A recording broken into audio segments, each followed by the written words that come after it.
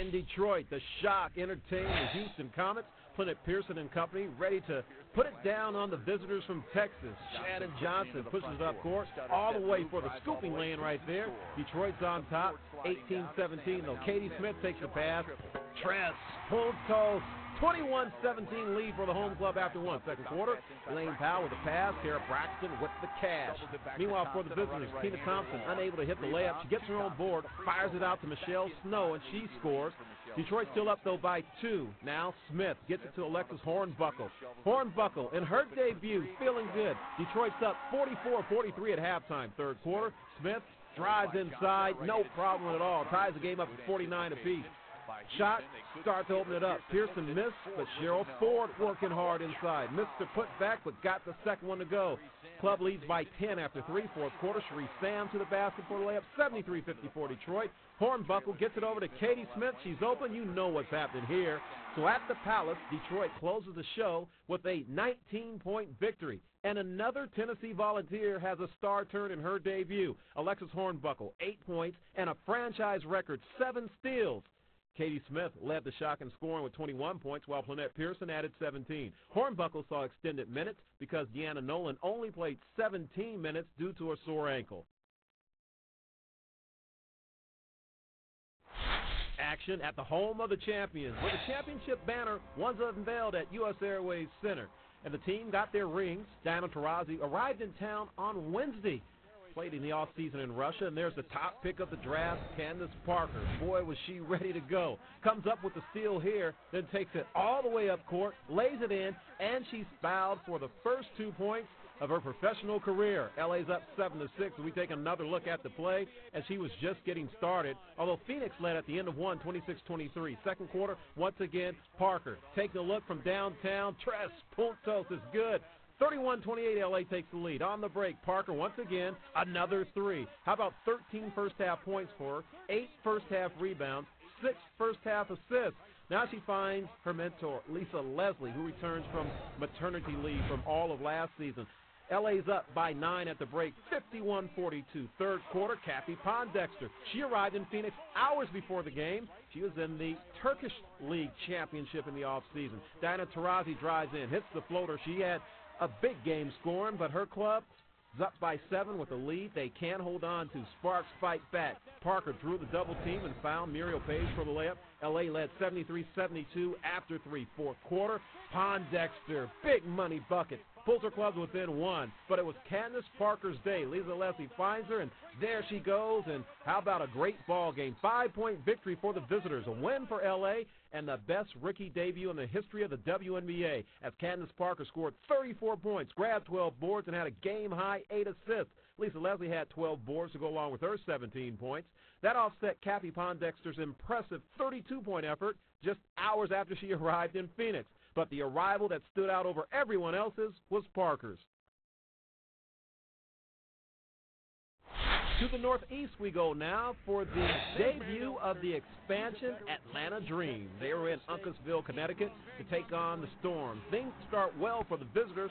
Kristen Haney over to Stacey Lovelace. She had 11 points and 5 assists. Betty Lennox is going to be their leading scorer, and she nails a couple right there. 19 points in the game for Lennox. To the Northeast we go now for the debut of the expansion Atlanta Dream. They were in Uncasville, Connecticut to take on the Storm. Things start well for the visitors. Kristen Haney over to Stacey Lovelace. She had 11 points and 5 assists. Betty Lennox is going to be their leading scorer, and she nails a couple right there. 19 points in the game for Lennox. But the Sun answer back. Jamie Carey pulls up, missed the jumper. Tamika Raymond is there to get it back, and Connecticut's up 22-19. Barbara Turner driving to the hoop and one. The Sun in the first quarter on a 20-4 run, and they lead 32-21 after one. Second quarter, Tamika with more, working very hard. She had a big ball game. Her club's up by 17 points. Sun on the break here, and a missed shot, but Asia Jones, clean-up woman. 18 points in the game for her.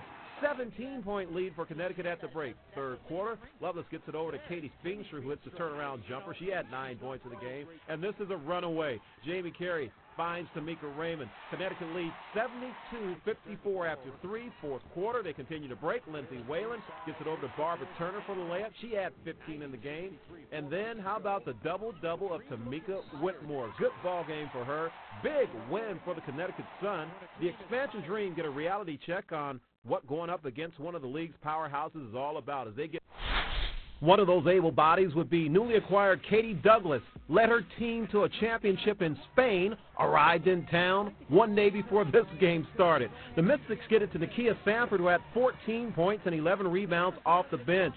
Meanwhile, Douglas doing what she does, scoring points. The Fever led 35-32 at halftime. Third quarter, well, we just continue to work very hard. Close ball game after 3. Mystics up 44-43.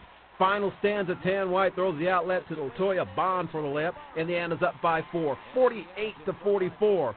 And then the Fever would be abandoned on the run. Allison Feaster takes it strong to the basket, part of a 13-3 run for them, and they take it 64-53, and it's great to come home. Indianapolis native and two-time All-Star Katie Douglas returns home to score 24 points in the victory. That's a franchise high for a player, making her Fever debut, breaking the mark of 23 points set by Tamika Catchings in 2002. In Sacramento, the Monarchs open up their season against the San Antonio Silver Stars. And you know Carol Lawson was ready to go.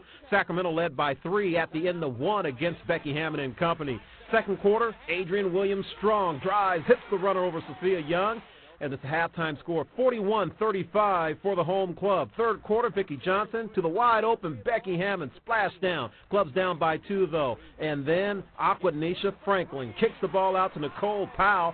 She just arrived in town, coming from her off-season work, and she's good to go also. Sacramento up 10 after 3. They continue to add value, even though Sophia Young had 22 points.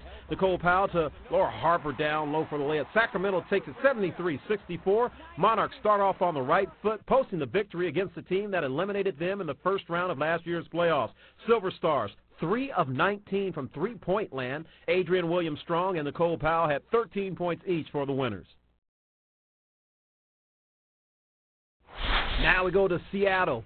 Storm hosting the Chicago Sky. Sky had never beaten the Storm in 4 tries before this one, and, well, they're working hard to get things done there. Chastity Melvin led all scorers with 15 points off the bench. Chicago leads 35-29 at halftime. Third quarter, well, Seattle doing some things right now. Lauren Jackson collects the board and scores. Club still down by 7. Newcomer Yolanda Griffith takes the pass to Sue Bird, goes in for her deuce.